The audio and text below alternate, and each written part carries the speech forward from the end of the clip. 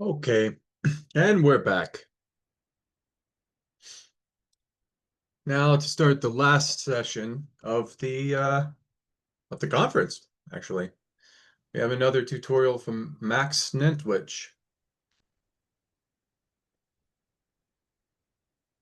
See a lot of familiar faces there.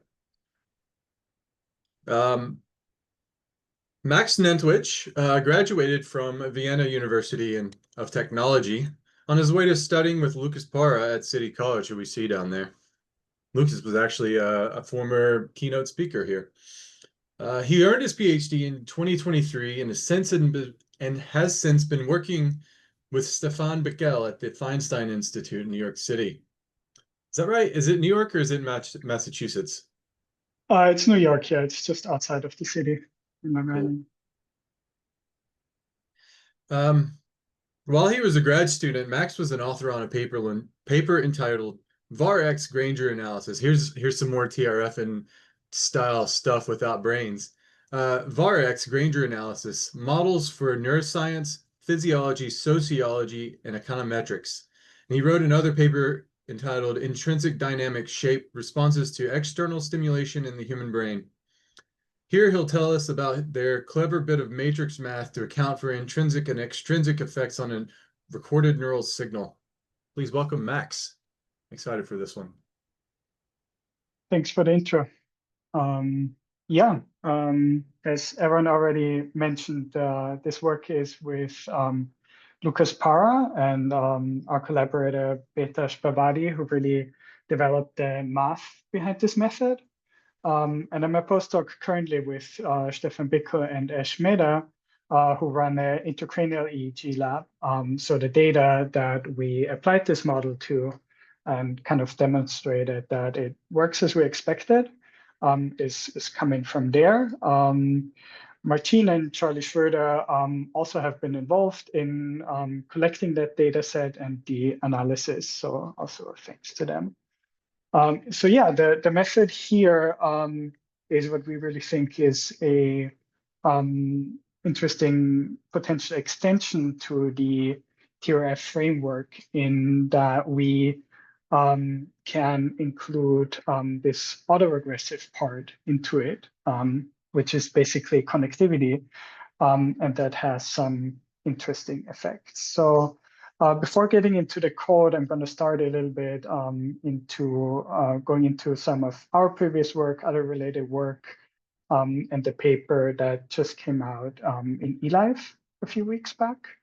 While I'm doing the talk, if anyone wants to follow along themselves, download the code from GitHub and the tutorial data from OSF, you're welcome to do so. The links are in the slideshow. They're also on the GitHub repo, and I think in the booklet, as far as I saw. So briefly, we have also had a into naturalistic stimuli, the data set that we're still working on and that hopefully we are currently working on. Releasing it publicly should be out in a few months. Also might check in with people here as it might be cool to share also through your platform.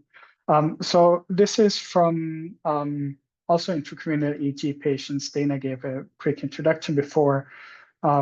We actually have about 50 patients that watched these movie stimuli, so the audiovisual movies. Not all patients watched all of them, but it's up to about 45 minutes of different movies. Some of them, Despicable Me and The Present, are kind of comic style animated movies. Monkey movies are documentaries. They're actually silent of different types of monkeys in their natural environments. And so patients watch these movies passively. We have pretty wide coverage as it is for intracranial EEG. There's a bit of a bias towards temporal lobe, just because a lot of patients have onsets in hippocampus.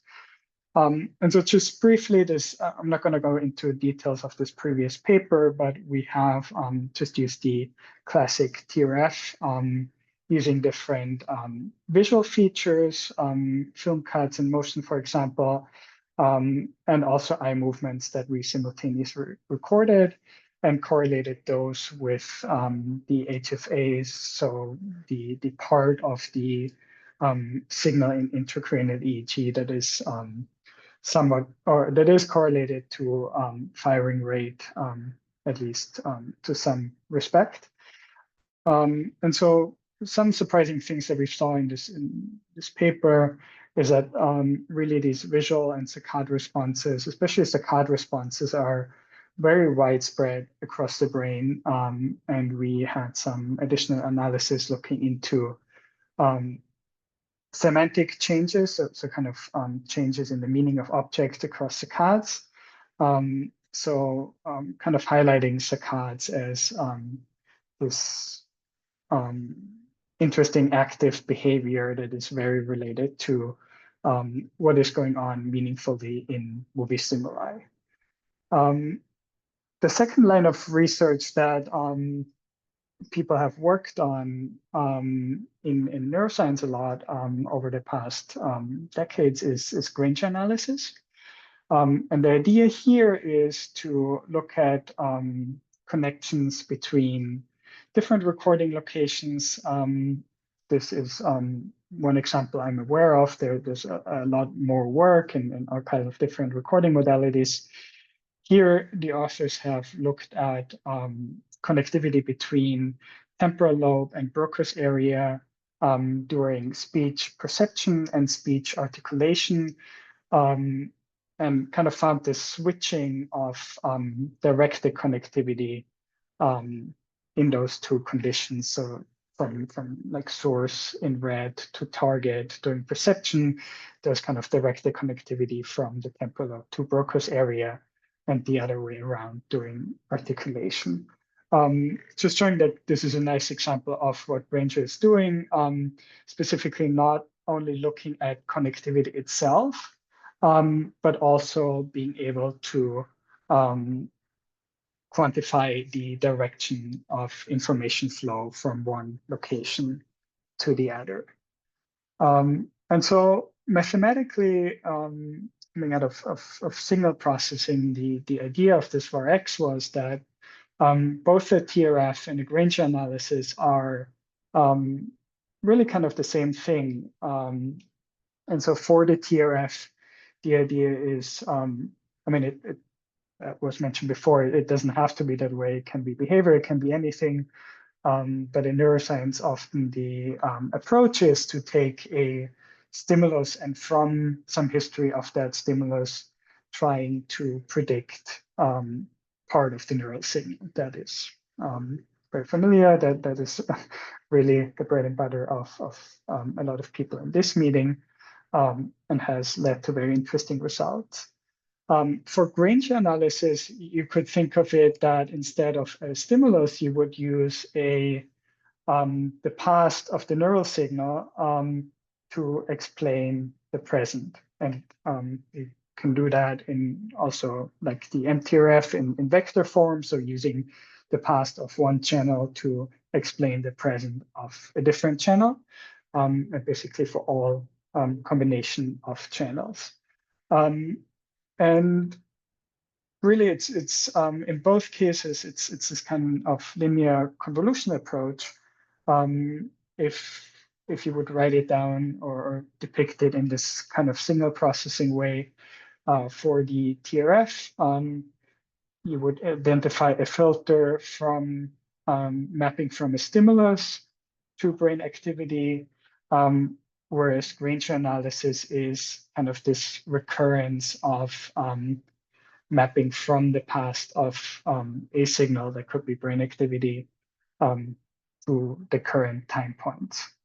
And so really the natural thing here would be to put both of them together into one model that, again, in the case of brain, it would separate kind of the response of the stimulus to brain activity into two parts. one is that extrinsic effect really from the mapping from the stimulus to the brain activity. But once that happens, there is this intrinsic recurrent effect that is happening between brain channels. So thinking of, for example, an auditory stimulus might hit primary auditory cortex, and then there's activity that is kind of going out from there into different channels and potentially coming back.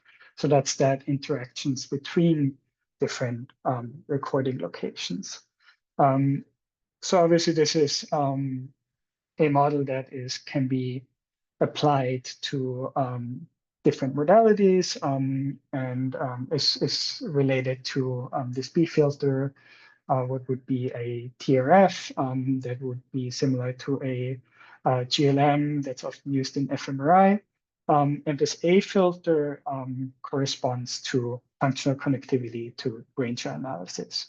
And here really using this like stimulus to brain activity, this model could also be applied to all kinds of other data.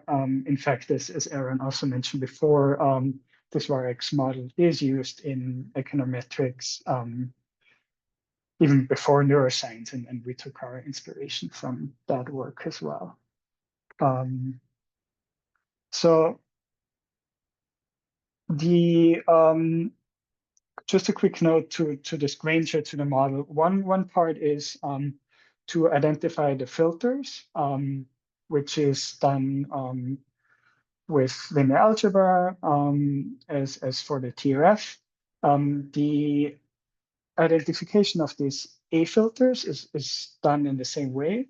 To bring in that Granger formalism, or what the Granger formalism really does is kind of establishing significance for these directed connections between the kind of output channels or brain channels. And so that is kind of it's a simple method in a few steps, basically, to get these p-values from the Granger formalism, and that would be computing an error with the full model, so including all channels and inputs that are in there. And the error is from the prediction of brain activity from the model and the actual brain activity. Then you would remove an input channel or an output channel, so a brain channel, and get this reduced model, get the error again for that model. And comparing the models and adding some math of that will get you a p-value. I'm just mentioning that because it's the really heart of the Granger analysis that we have also implemented in our toolbox. But also to mention that you could also just identify the filters themselves and then run other statistical analysis like permutation tests. And I'll also have an example of that in the tutorial that doesn't need to take these Granger p-values. So there's some flexibility in that too. So from the model, and just briefly for people that are not too familiar with intracranial EEG, that haven't heard the previous talks, maybe is recording from usually epilepsy patients during their monitoring, either from depth electrodes as shown here. That's an example of one of our patients. They may have 15 to 20 electrodes, and those are more common, or from grades as shown here that are lying on the surface on the brain. And compared to EEG, fMRI, there is intracranial EEG obviously has the ability to record faster responses, but it's and is also spatially very specific. One drawback is a little bit that the coverage is not consistent across patients. So doing some kind of IC type analysis is a little tricky. And even with our kind of analysis there, you kind of have to find ways to group electrodes in regions of interest but the data has very good signal to noise ratio, and it's really interesting to work with. Just showing here, basically the grids or depth electrodes will have separate contacts that usually record LFP, so local field potentials, which are referenced to sometimes channels outside of the brain. From this LFP, then what a lot of people look at is this high frequency activity. So you filter the data usually between around 70 and 150 hertz, which gives this firing rate related signal.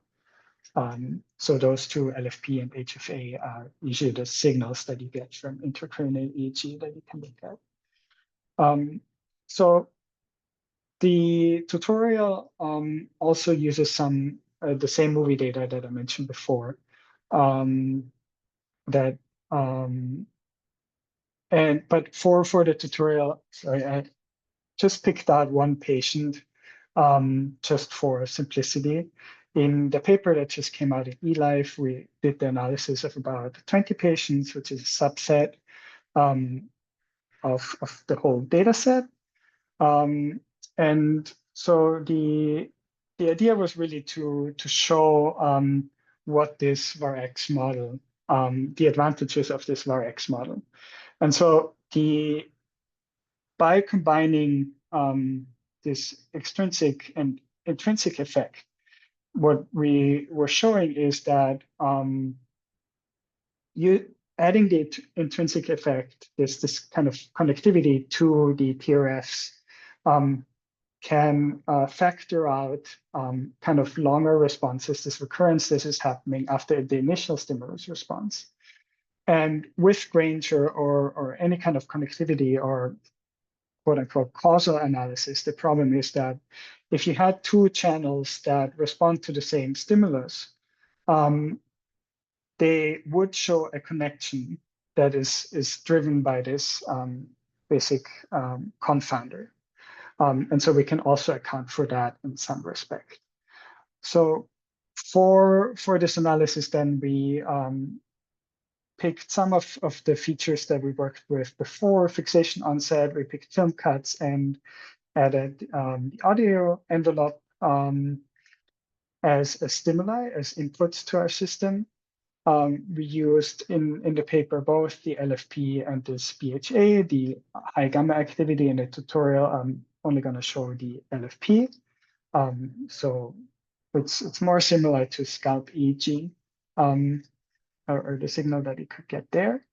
And from that, then we will get input responses, so direct mappings, kind of TRF-like mappings from the stimuli to the neural signal. And we will get the connectivity, so this intrinsic effect A, so the connections between different channels in the intracranial data. So the main findings that we showed here is that one, looking at connectivity, so connections between channels, as I mentioned, if you consider the external inputs as well, what we were able to show is that comparing connectivity without inputs and adding the inputs, I'm showing here log p values, so more green is channels with more significance for a connection. The differences are not so large overall, but consistently here, there are smaller p-values if the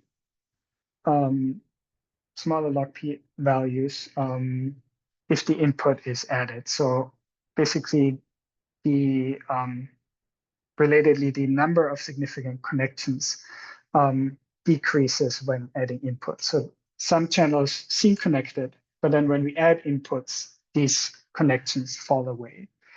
So they were spurious, which is the same with the effect size. So the effect size R is basically a value between 0 and 1 that quantifies how strong the connection is between a channel pair. And that also decreases when adding the inputs. We also showed that this delta R, so the decrease in effect size, the more features we add, the further it decreases. It depends a little bit on which features are added. This effect is stronger. Here we find a stronger effect for this fixation novelty, which is what I mentioned before, kind of the semantic difference of what is seen on the screen before and after an eye movement. So basically, how much does the semantics of the visual input change across an eye movement? And film cuts really had a really strong effect, but it's also expected here that adding even more features from a stimulus would further decrease spurious connections. The other way to look at it is to look at these intrinsic, extrinsic effects, B. So those are equivalent to a TRF. And so, in fact, this H here would be the TRF without including the connectivity. The B is the kind of input response, including the recurrent effect. And what we saw here is that both the TRFs, or the input filters, they become shorter and they become weaker when this recurrent effect is added. So it would be a very short input response of less than 200 milliseconds. And presumably what is seen here later in the H filter, in the TRF filter, can be captured by the activity between different channels here. Every row here is a channel. And so here quantifying every line here is a patient in the data set. This effect is very consistent that the power, so the strength of these connection of the TRFs and input filters is lower in the input filters, as well as the length of the responses in milliseconds. So this is a very coarse analysis that we added here. There's obviously a lot more that could be done. But with Granger, the interesting thing is to look at the direction of effects. And so in this in these A matrices, these connectivity matrices, you may notice that they're not symmetric. So here, for example, is a stronger cluster that is not as strong in the diagonal. So meaning the R value, the connection strength, is stronger in one direction than the other in in a group of channel pairs. The way we looked at that was to subtract the transpose of this effect size matrix. What you would get here, so it highlights the difference between incoming and outgoing connections. The way this matrix is organized, and I'll get to that more in the tutorial too, is that columns significant kind of are the cause, and the rows are the effect.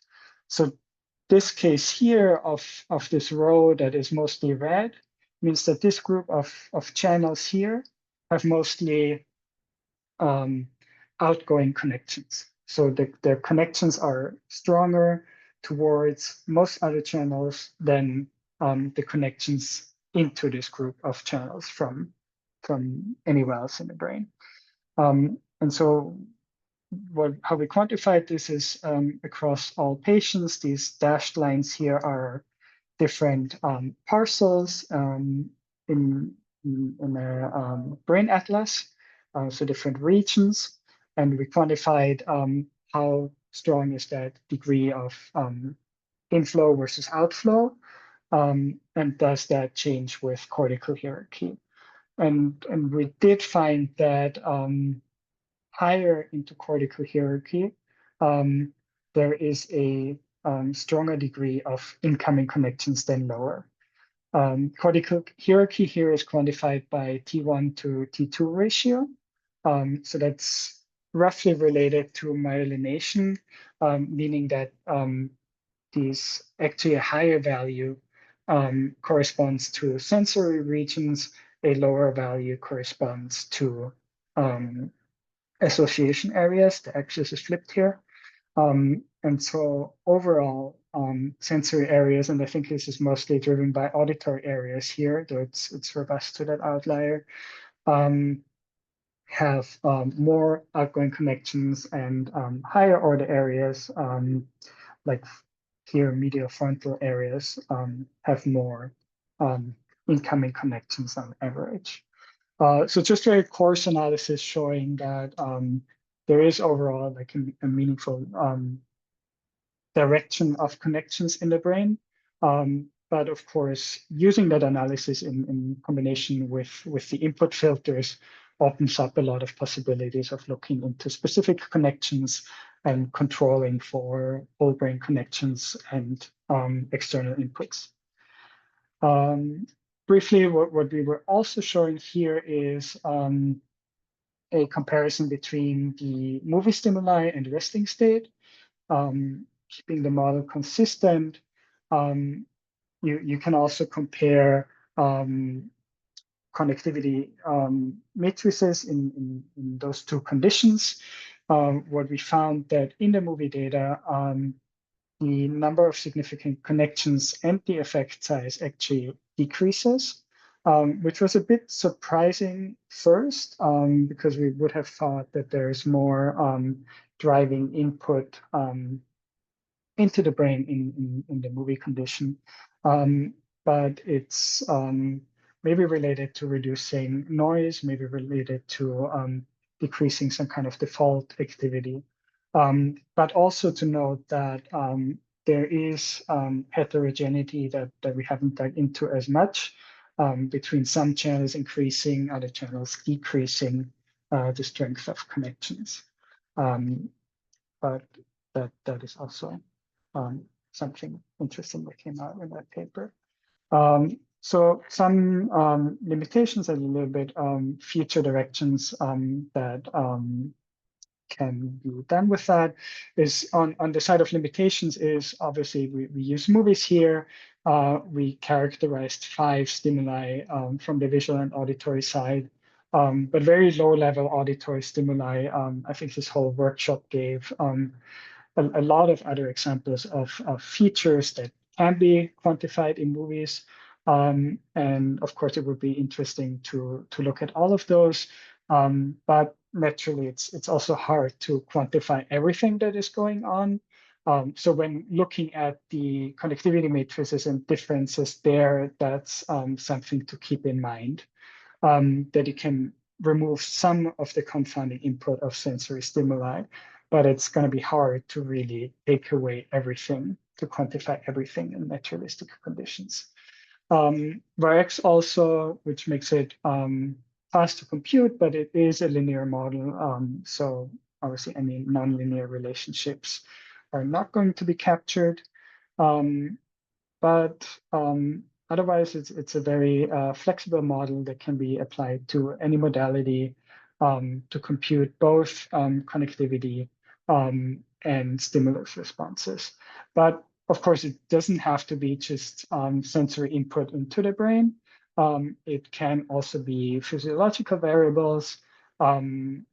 It can be connections between these physiological variables as well, so that they can be added as an input, they can be added as an intrinsic variable.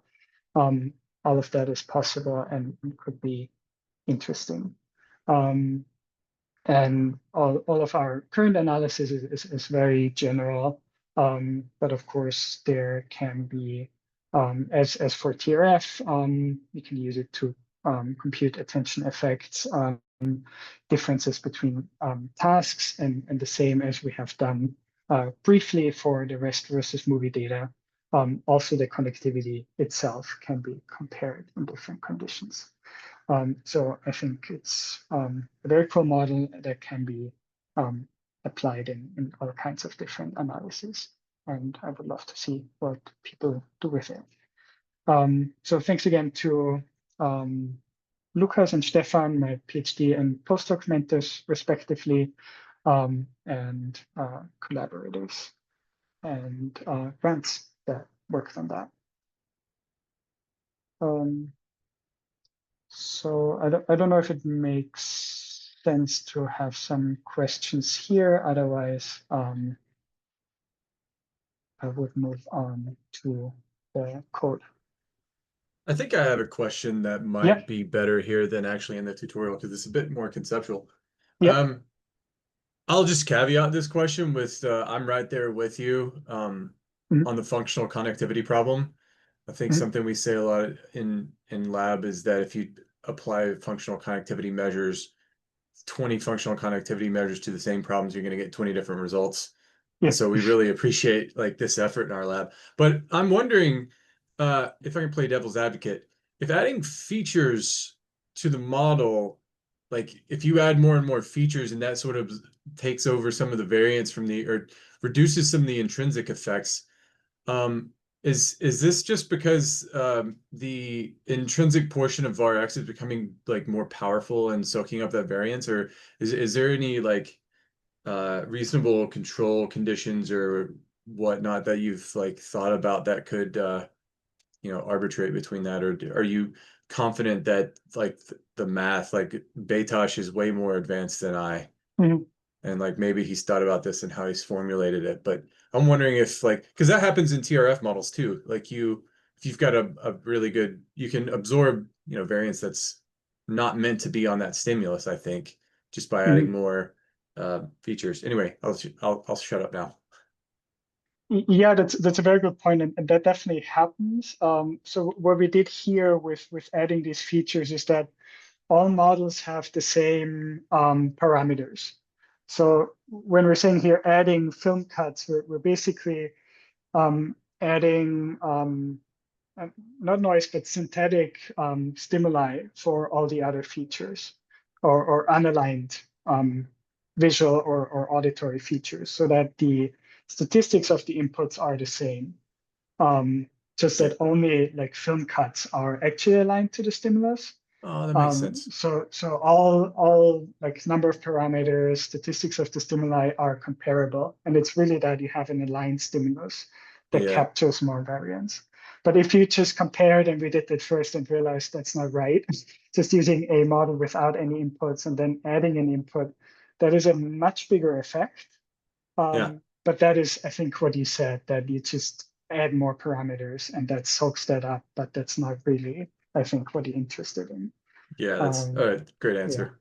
yeah. But like on the flip side though, I know this model's like kind of like young, but has there been any discussion on whether you could potentially have some experimental conditions where you can, I don't know, inject some intrinsic effects? I don't know how you would do that.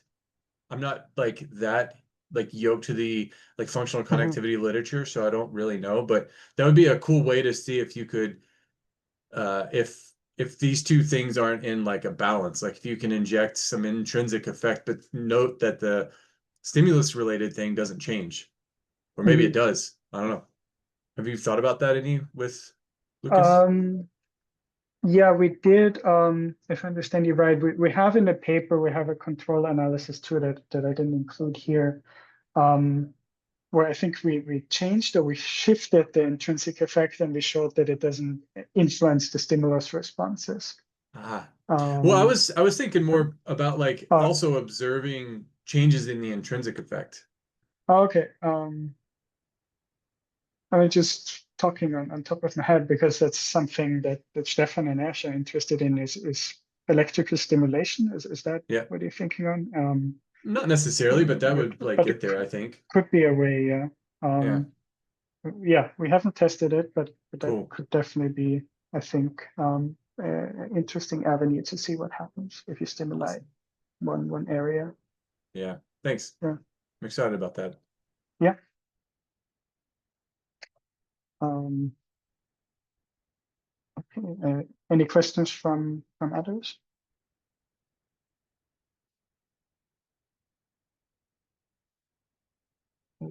Okay. So yeah, I would then. So I have this Zoom bar in my way.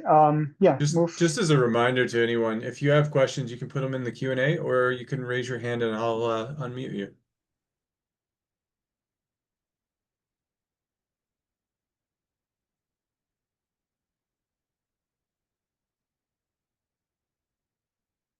Okay. Um, so I'll get into the code part, which is hopefully going to help anyone who wants to use that VarX model and play around a little bit, get started very quickly. I think the code is kind of by itself relatively simple to use anyways. It's basically one function. So that hopefully shouldn't be a big hurdle. Obviously, there's devils in the detail on how to process data and so on. So that hopefully I can address a bit too. Just in the GitHub, I've downloaded the varx package. The package itself is on Luca's page. So going to be updated with anything that's new. Also, there is a Python and R version. I do have to say that we mostly worked on the MATLAB version so far, so that is the most tested and most reliable. But the others are there. Just a disclaimer that they're not as validated.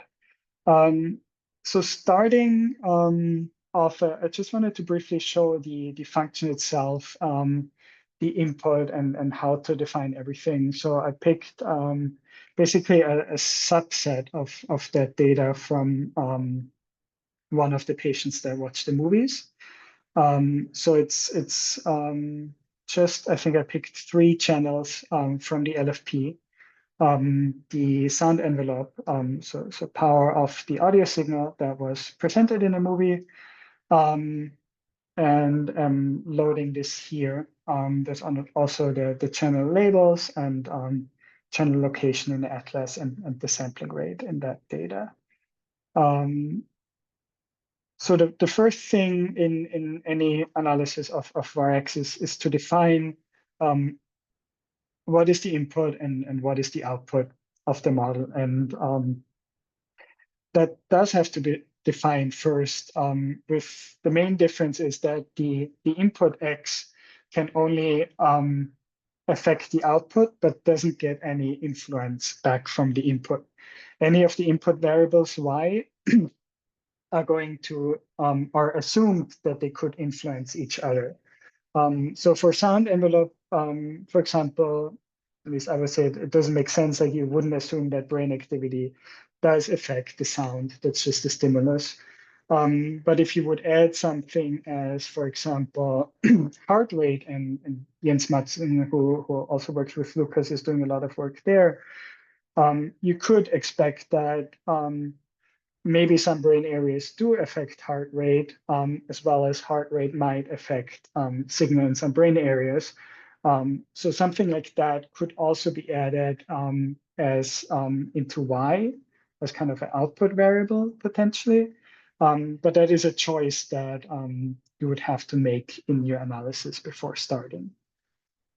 In that example, really, I just picked I think what is more straightforward, the LFP, so that is going into Y.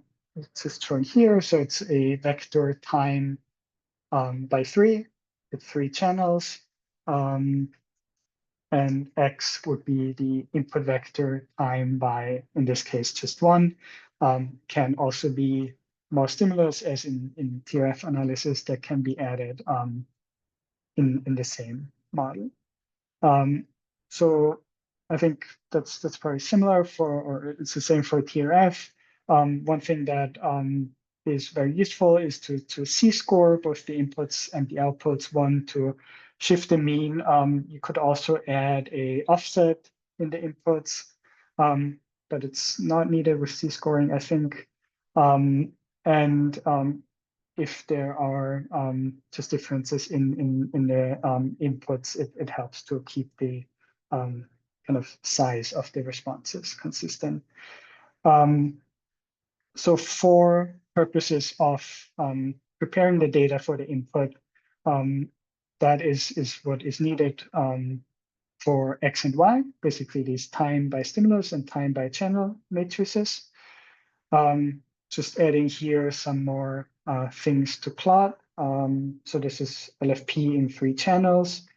What I picked here is LTS, it's a lab internal labeling. TS is temporal, so superior temporal channels. They're expected to be in maybe these specific ones are not primary, but secondary auditory cortex, but we would expect responses to sound envelope there. LDA is a channel in the amygdala I added as a control where we would not, at least by anatomy, expect any sound responses. So after the inputs, there's 3 parameters in the Vorex function that have to be defined. They are, as for TRF, for the NB, which is the length of the input filters. So that as for TRF, it should at least cover the length of the expected effect that you would maybe from previous work, or you can play around with it. And for NA, which is similarly, you get filters from each of the Y channels to each other. And the length of that also has to be chosen. What I chose here is 10. It's a little bit different from the paper. I'll come back to that at the end. Lucas recently added IKK information criterion. So you can search for this. The Varex model now will give this ASC value as well. So you can try different values for the length of the NA filters, also NB filters potentially, and look for a minimum or a knee point in the ASC. For that data, roughly it's about 10. I haven't done a very fine-grained search. It's maybe a little longer than what we used in the paper where we had a bit coarser effect. So that's an update to that. But usually it wouldn't be kind of or it doesn't have to be full-sized filters. Also, it will make the model computation a lot longer. And lambda, I'm not using any regularization here. Similar to the TRF, it's balancing the model weights or the overall strength of model weights that helps with overfitting. That also has to be defined. And that is really it to run the TRF. So it takes this Y, NA, length of NA filters, the input X, length of NB filters, and lambda, and gives this model structure that is coming out. So the main things to look at here are, as in this diagram, this B filters and the A filters. The filter matrices themselves, so for B here, they are, in our case, they're NA by 3.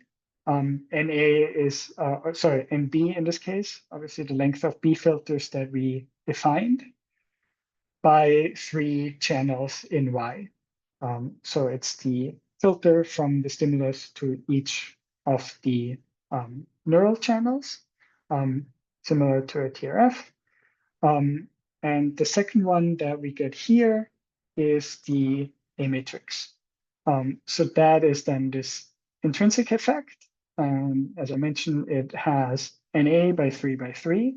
So NA, the length of the filters between each of the channels by 3 by 3 neural channels. So that is the main system identification. With these filters, you could add permutation statistics or anything else. What it also gives is these effect size values and p-values from the Granger formalism.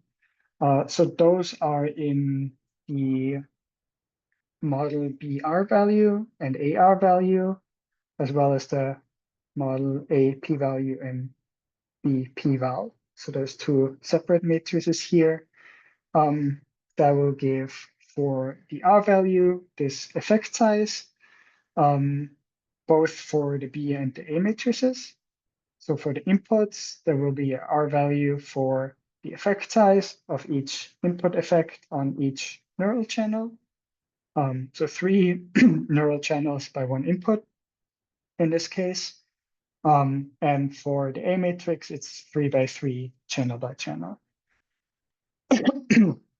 So in that case, we had these two LTS channels, superior temporal channels, and a amygdala channel. So channel 1, 2, 3 is amygdala and 2 superior temporal.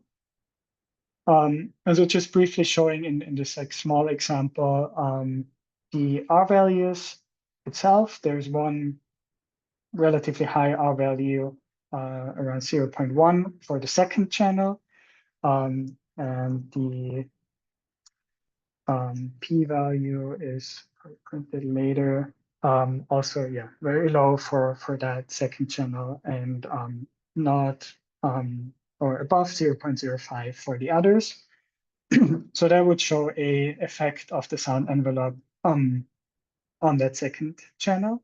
I printed here actually with the labels of the channels, the R values and the P values, showing this input effect, which would correspond to a significant TRF of sound envelope to LTS 89.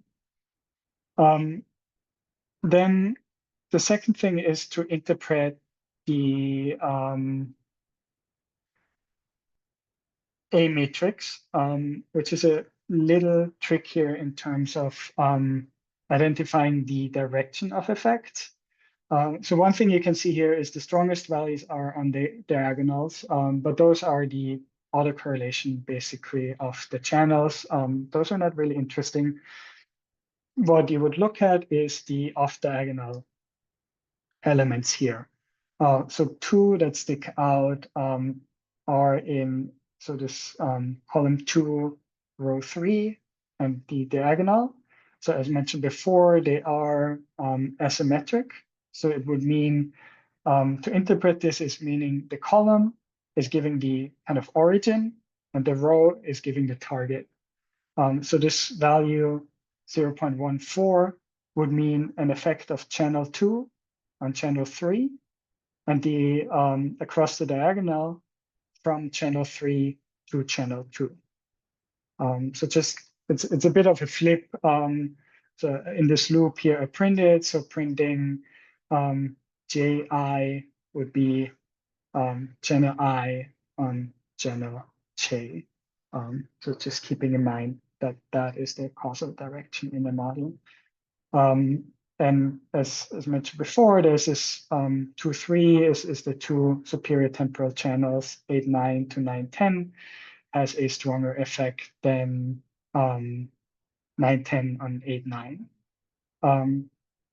And here one thing to mention is that the p-values are not necessarily helpful here if you want to quantify which direction is stronger, because they're both just very low. And so that would be the case if it was a region of interest that you're interested in. You would have to add a second test afterwards to see versus one direction is really stronger than the other. So just yeah, wanted to add this kind of small example here to see how the matrices look like, to see what the output looks like. But now going into the analysis of the data of one whole patient. Maybe, yeah. I'll just go on that if anyone wants to interrupt with questions to make sure you're following along, please feel free to interrupt at any time. Yeah, so here I have the data. If you are looking at this, that's the only thing to define here. If you downloaded the data from OSF, to define it where it is locally. This is just loading the data as before. So one thing added here to the simple example is that um, here, this particular data set, this patient watched multiple movies. And so the varx function can either take a matrix, which is one recording, or it can take a cell array, which is a collection of different recordings. And it will then internally kind of compute the average across the different recordings. So that is one thing that is added here in the loop, that it just collects across all the files that are in that folder. It collects the different recordings in that cell array for the input and the output. Also here for the input, we have more features now. It's fixations, fixation novelty, the audio envelope as before, the auditory edges, which is a 0, 1 vector of kind of peaks in the derivative of the envelope, and film cuts. And so they're all here added in, it's a time by feature vector. So just showing should be size typo time by 5 for the 5 features. And Y now is also going to be bigger because it's data across 130 recording channels in that sample patient. And I think what is the, yeah, over 8 recordings. So the cell now has 8 recordings, each time by feature for X and time by channel for Y. Also noting here that like some of the movies, like these monkey movies I mentioned, don't actually have sound envelope. And to Aaron's question before, what I added is basically a copy of the sound from a different movie to have data there to be able to compare the models and to concatenate that. So that's something to be careful about. Um, And also here for the control analysis, then if we want to compare what happens if a feature is not in it, this is just a very simple shift by the end. You can do it more rigorously, maybe shifting a few more times, but basically to have underlined features and also compare models with the same size, it's better to shift than just leave out a feature. So that's also being done in that loop here.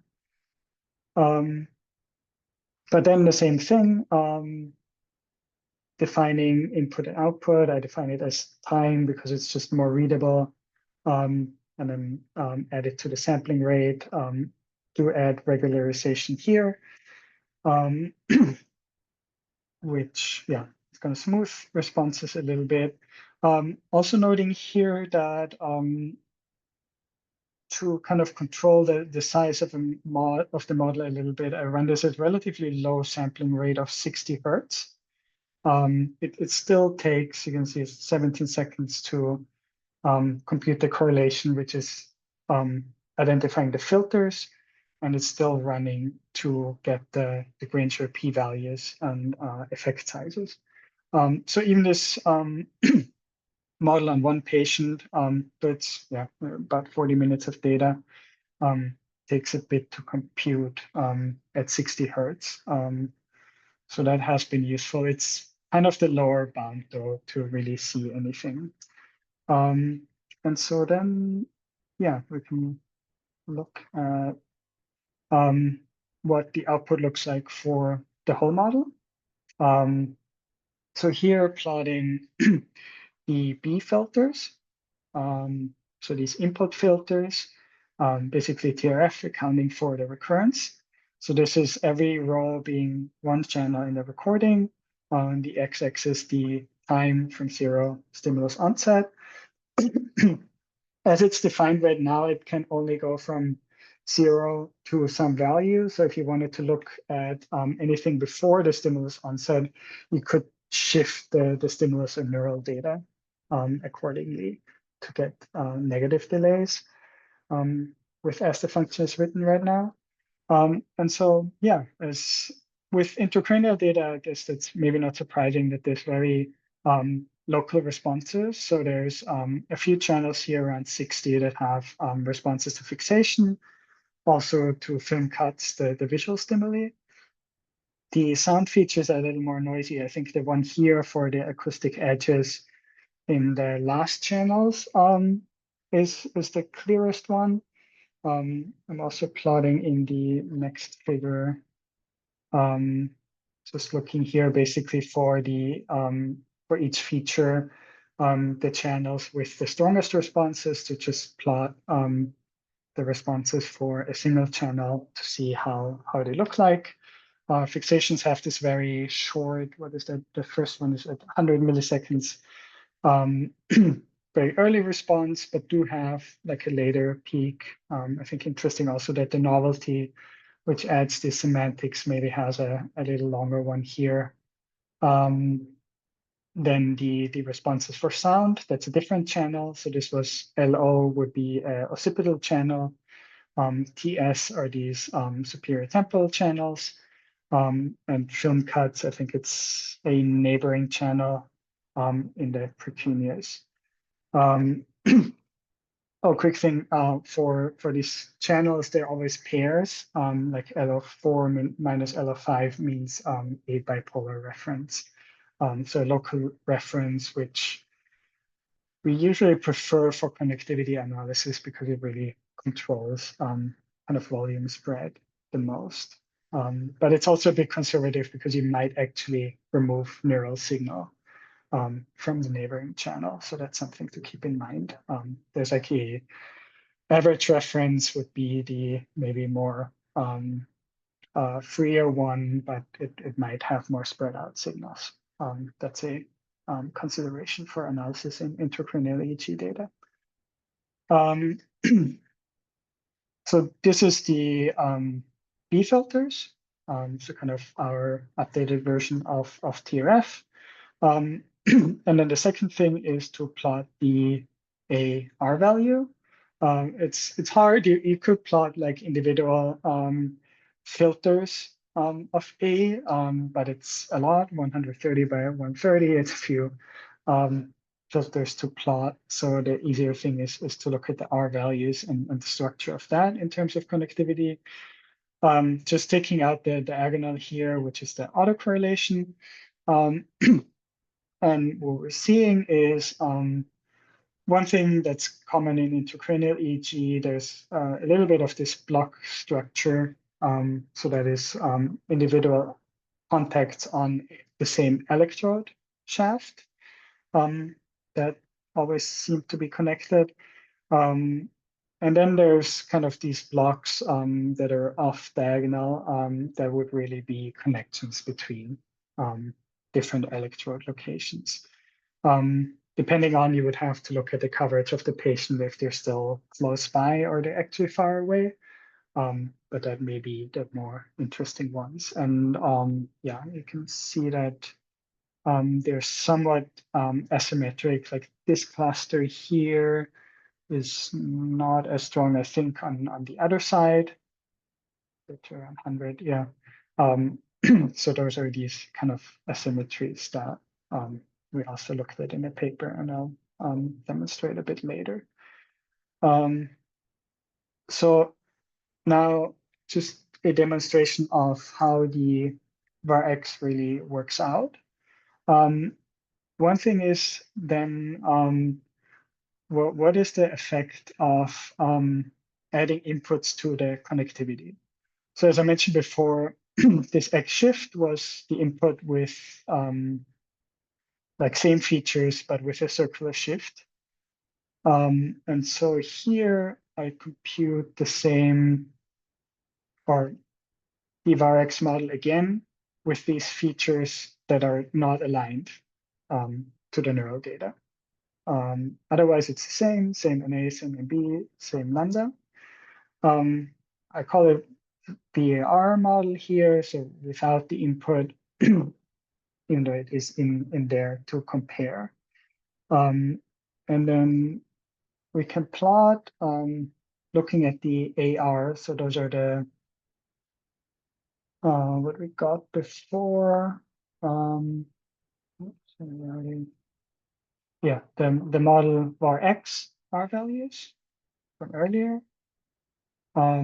with the VAR R values. Still computing right now. Right. And so what I'm plotting is both this AR difference, so difference of effect size of the full model and the model without inputs or unaligned inputs.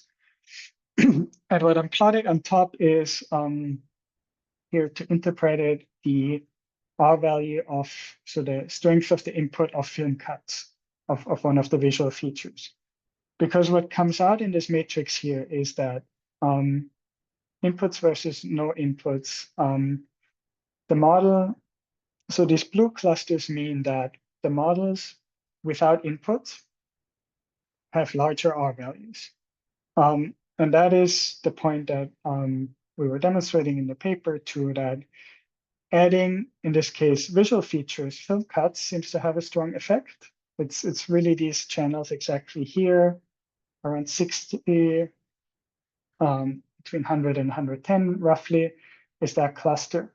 So these channels, connections from channels 60 something to channels 100 something, have a stronger connection if the input features are not included in the model. And once those are added, the strength of connection drops very strongly here. So that connection might not actually be a real connection, but it may be that both locations respond to the film cuts, and adding them in the model takes out some of that spurious effect. That is what we're seeing in that example, and that is what we showed in the paper. It also means that effect, this is just a difference, the effect might still be there. So it might be that part of it is accounted from the input and other is still there. So that is the advantage of using the var_x to adjust the connectivity that we can account for these inputs. Then comparing this to the TRF, the way we did it, it's also implemented in the package as with this var_x TRF function, which is basically what it's doing. It's considering we have our model with the input filters and then this recurrence. But you could consider a TRF, this total system response H, as a TRF. And the way this computed is basically sending an impulse into the B and A filters as they were computed, which is mathematically the same as the TRF, like estimating the whole response. So it is implemented in this package also to get the total TRF for comparison. And so then have a plot here in the code, which is on top the same as above. It's the B input filters, just scaled differently, and on the same color range below. I'm gonna try to blow this up a little bit. Is the TRF as we estimated it. And I think this also pretty clearly shows the effect again that we had in the paper, that the B filters are, well, one, there's a couple of channels that barely show anything, but there's these late responses really here for fixation novelty that are a lot stronger in the TRF.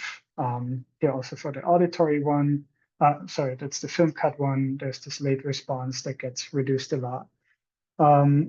Whereas this early response looks pretty similar here for the fixation response, for example. So it's really this like initial impulse stays the same, and then this A matrix kind of is able to account for some of these later responses that are going on. And yeah, it comes out clear in this example. And in the paper, we have the characterization across a couple of patients. And lastly, this is also just a small demonstration of this kind of asymmetry or ranger part where we can look at what happens to a connection. How different is it from channel A to channel B versus the other way around from B to A? And as we implemented this was to look at kind of the matrix minus the transpose of the A effect size matrix. Just different example than the paper, but it picks out kind of cross electrodes. There's often a flow, and this cluster I pointed out here, for example, it's actually on both sides, but it is like red on one side, blue on the other side, meaning that from like this column channels to these row channels kind of has a outgoing connection. And so yeah, so I guess there's kind of, well, I'm sure there's many different ways to look at that. One way would be that I'm going to show in a bit, that if you were just doing any kind of a priori analysis, let's say you have a lower to higher visual area channel or visual to auditory or anything where you have any hypothesis and want to focus in, you could look at these channels and specifically test whether this connection is directed, or as the other approach that's common in intracranial EEG also is to combine across areas of interest. So in this data specifically, this RI cell array is channeled by 2 because it's bipolar. I'm just picking out the first one here. It shows up. It's just labels off in the Desikan-Kiliani atlas. Where is this channel located? And so we usually have multiple channels in a single area. So we could test, or the way we did it here is testing in this patient, also combining across patients. Does a region have a specific profile of more outgoing versus more ingoing connections? And then can test that statistic across channels that we have. So here, just finding the RIs in this patient where we do have coverage. I'm also filtering to have at least 5 channels in each region of interest. And then computing this asymmetry per region of interest, which is, well, here in the loop going, this is just finding the current region. And then as a MATLAB, the second array, so averaging over the column. So picking all channels in the region and averaging over the column, which gives this degree of inflow and outflow. So meaning from that channel to all other channels, if it's more positive, it's more outgoing. If it's on average more negative, it's more incoming.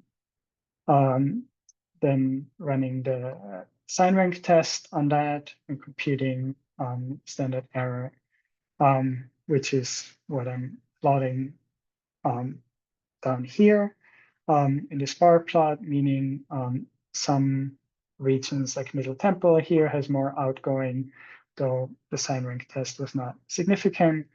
The ones that have are on average incoming over the frontal and precuneus, and in this example, have on average more incoming connections. Of course, I don't want to make any claims from this figure, just picking out that one patient.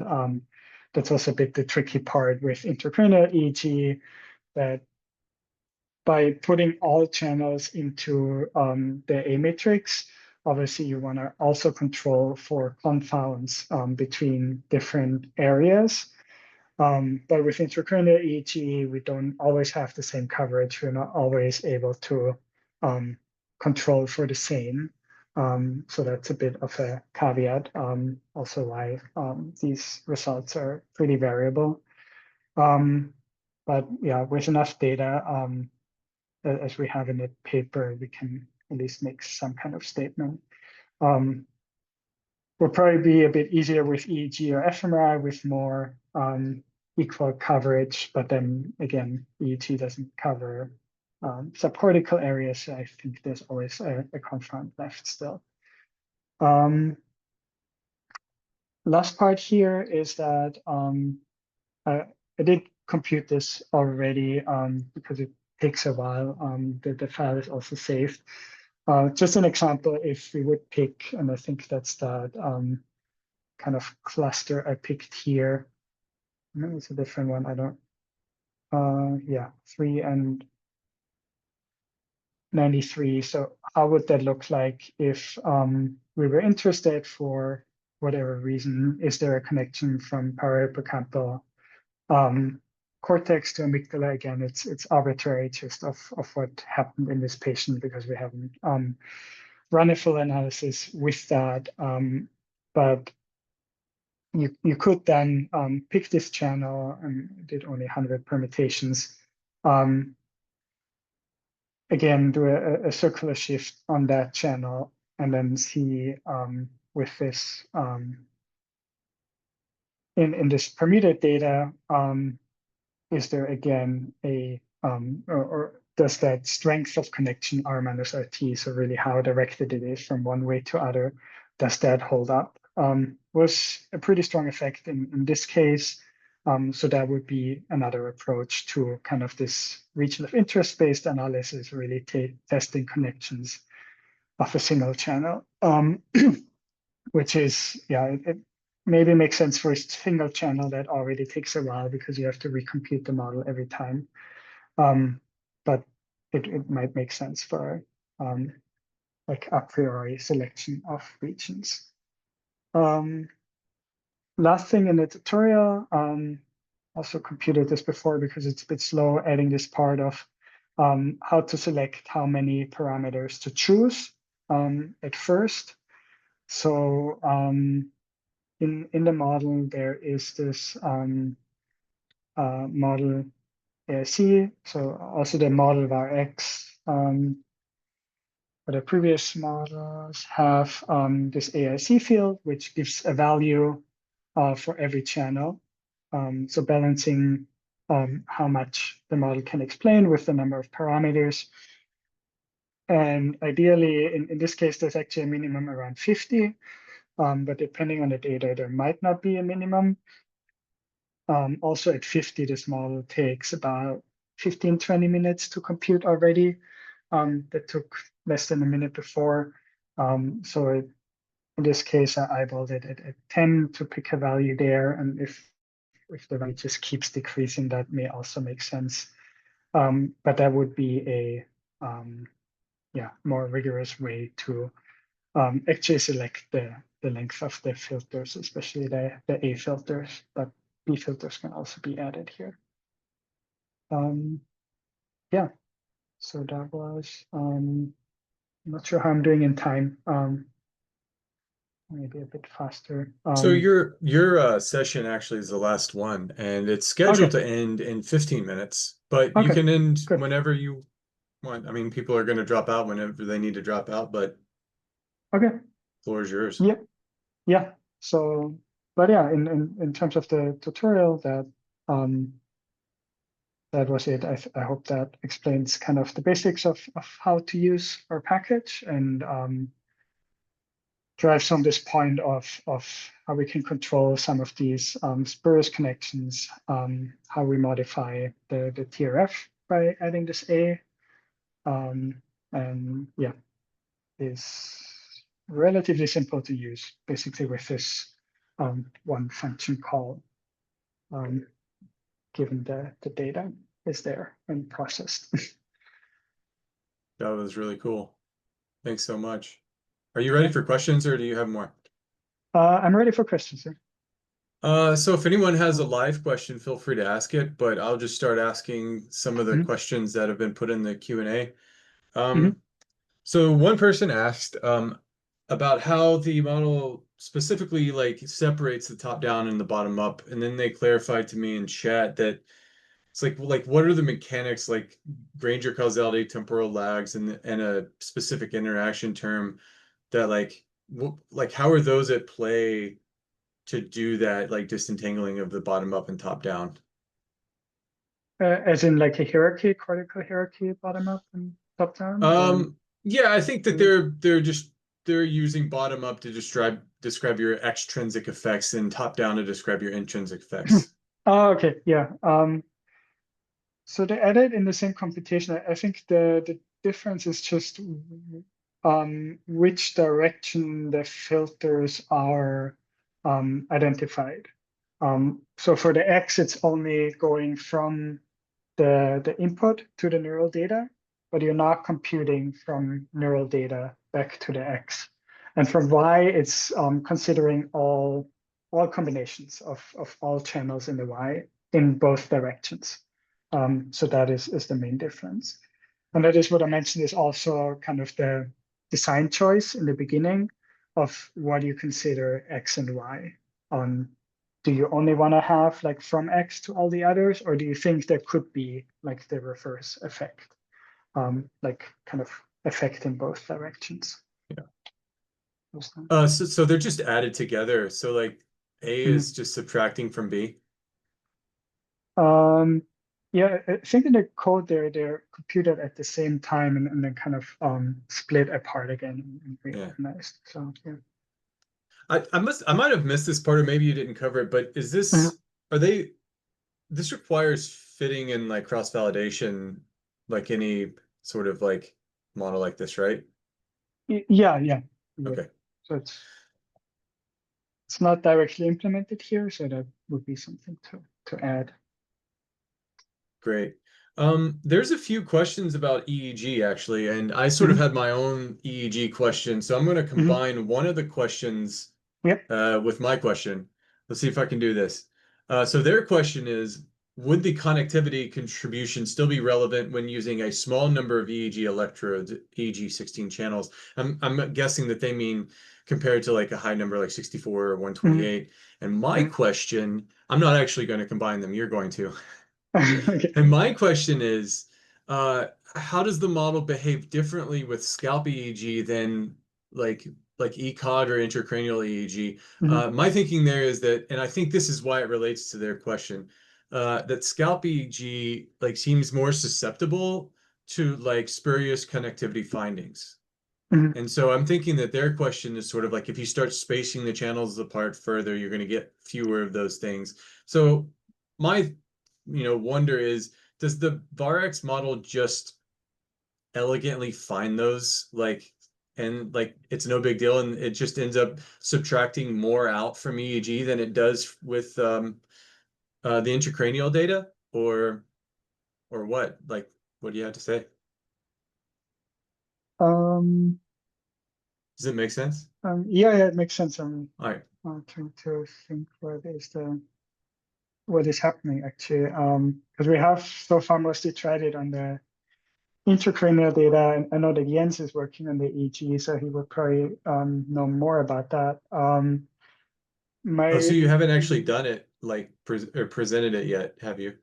no, no. Oh, okay. Yeah. So if you're comfortable So speculating or what yeah, Jens yeah, is doing, then yeah. great.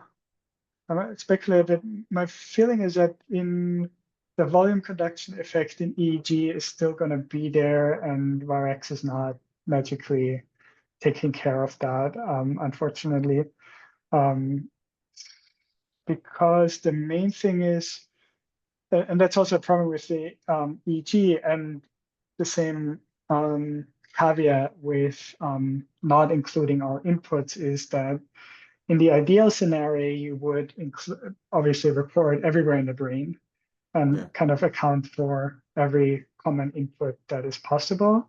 So for the EG case, obviously not. recording from potential subcortical locations that could be common input is just can't be accounted for if that signal isn't there. And that's the same with intracranial EEG. If like in a patient, one common input just doesn't have an electrode implanted for clinical reasons, then that confound cannot be accounted for. So the I mean, it's on the one side, it's an advantage of the VAR-X because it's relatively fast compared to other models to include like really as many or many channels at the same time and kind of account for as many of the common inputs that you could account for. On the other hand, just what you're recording is what you have, and that confound is still gonna kind of stay in the volume conduction in EEG and kind of not recorded sources. So that unfortunately we cannot yet Oh solve man, I thought you had pulled fully. something out of your hat. Yeah. Um, So there's a, I mean, did you have more to say about that? I thought you were. no, I think that's it, unless something wasn't clear. Nope, that was good. Yeah. There's a similar kind of question, but a different Mhm. angle. Have you applied this to, I think we know the answer to this now, to non-invasive data sets, EEG, MEG, fMRI? And if so, what preprocessing, feature mapping, or cross-subject alignment adaptations are required? How do these choices affect your effect sizes, or decoding accuracy, or temporal generalizations compared with your non-invasive recordings? Again, if you haven't done it and you don't, if you feel comfortable, you can speculate. Yeah, again, I haven't done it myself. It's probably, I think Jens is he already preparing the manuscript or not. There'll be something coming out very soon from him with physiological signals and EEG. I think generally, I mean, the pre-processing is relatively similar. Just that intracranial EEG, we don't usually need as much kind of cleaning for noise because the signal is better in terms of like motion artifacts and then kind of like environmental things. So that is one thing that comes to mind, which is not really related to the analysis. Otherwise, it would be, yeah, I think pretty much the same um, in terms of what inputs can be used and how the scalp EEG is put in. Um, yeah, it's maybe not much I'm adding to that, sorry. But And it's all good. If you haven't yeah, done the work yeah, yet, yeah. but yeah, I guess we'll look forward to that Mm. from Jens. Anyone else have anything for Max?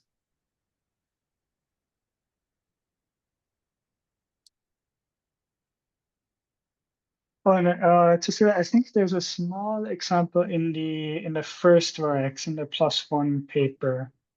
Um, there is a, I think, small example from scalp EEG too. Um, Oh, I'll look at that. that Ian's put in. So that maybe. I have a completely off the wall question Mhm. that has nothing to do with the brain or really anything that's Okay. going on here, but I don't know. I think it's an interesting. I'm interested in it. Mhm. Um, So in the brain, it's pretty easy to like know what's going on, what constitute the extrinsic and the intrinsic effects. You've got Right. something that, you normal bottom-up processing, like stuff affects your neural responses, but also neurons Mhm. affect neurons.